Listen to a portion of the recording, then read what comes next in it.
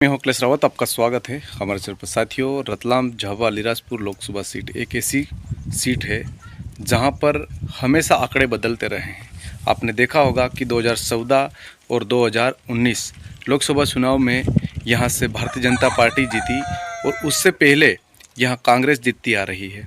लेकिन इस बार भी यहां के जो भारतीय जनता पार्टी के प्रत्याशी और कांग्रेस के प्रत्याशी, भारतीय जनता पार्टी की प्रत्याशी अनीता नागर सिंह चौहान और कांग्रेस के प्रत्याशी कांतिलाल भूरिया, जो कि यहाँ के जाने माने नेता है।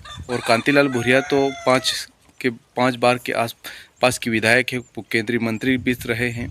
और जो भारतीय जनता पार्टी की जो प्रत्याशी अनीता नागर सिंह चौहान, जो 2 बार की जिला पंचायत अध्यक्ष है रह चुकी है, और उनका पूरा जो खानदान है पूरा राजनीतिक है। और उनके जो पति वो भी वन मंत्री, अभी मध्य प्रदेश की मोहन सरकार में कैबिनेट वन मंत्री है।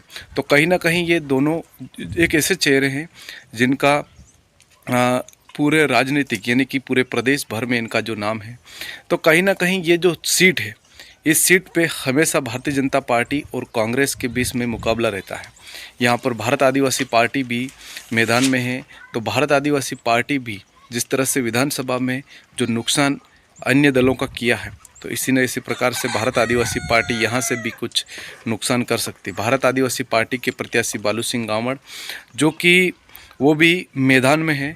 तो कहीं ना कहीं यहाँ पर जो आंकड़े हैं, वास्तविक में जो 2014 का चुनाव हो, 2019 का चुनाव हो, उससे देखते हुए और इस बार जो भारतीय जनता पार्टी जो 400 पार का जो लक्ष्य लेके चल रही है, तो कहीं ना कहीं ये जो सीट है, इस सीट पर भी भारतीय जनता पार्टी जीत सकती है, ऐसा अनुमान लगाते हैं। लेकिन एक तरफ कांतिलाल भूरिया कह रहे हैं कि भारतीय जनता पार्टी ने कुछ नहीं किया है और आदिवासियों का अपमान किया है, और भारतीय जनता पार्टी ने इस क्षेत्र के विकास के लिए कुछ भी नहीं किया 2 बार, ऐसा जो उनके जो वीडियो में कहीं देखे तो वो इस तरह से कह रहे हैं।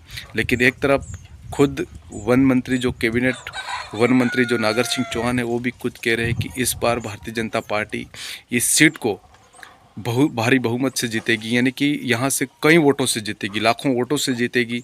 और खुद अनीता नागर सिंह चौहान जो कि सांसद प्रत्याशी, वह भी कह रही है कि हम ही जीतेंगे।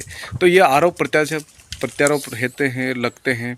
और यहाँ पर क्या होता है वो सब जो राजनीतिक दल है अपनी अपनी ताकत दिखाते हैं। भारत आदिवासी पार्टी भी कह रही है कि हम भी इन दोनों पार्टियों की, यानी कि कांग्रेस और भाजपा को, दोनों को हम कड़ी टक्कर देंगे और यहाँ से हमारा प्रत्याशी जीतेगा। तो कहीं ना कहीं या तो भारत आदिवासी पार्टी मैदान में है, तो कहीं ना कहीं जो आदिवासियों का जो वोट है, तो भारत आदिवासी पार्टी जो कि यहाँ से सीधा सीधा रतलाम, अलीराजपुर और झाबुआ पूरा आदिवासी बेल्ट है, और यहाँ पर उनको फ़ायदा हो सकता है सीधा सीधा। तो ये कहीं ना कहीं कांग्रेस और भारतीय जनता पार्टी, यहाँ पर दोनों का मुकाबला है। और दोनों जो प्रत्याशी है, और दोनों प्रत्याशी राजनीतिक क्षेत्र में जाने माने चेहरे हैं, कई बार सांसद रह चुके हैं। कांतिलाल भूरिया वन मंत्री है और कई बार विधायक भी रह चुके हैं। तो कहीं ना कहीं ये मुकाबला कड़ा होगा। आपने आरोप प्रत्यारोप ये सब देख रहे होंगे।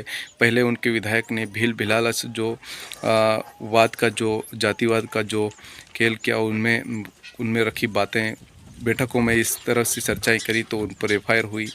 और जो भारतीय जनता पार्टी की जो सांसद प्रत्याशी, उनको अरलगर शब्द बोले गए। उन आदर्श आचार संहिता का यानी कि पालन न करना और उसका उल्लंघन करने के तहत उनको 188 जो धारा है उसके तहत उनको रिपोर्ट भी हुई।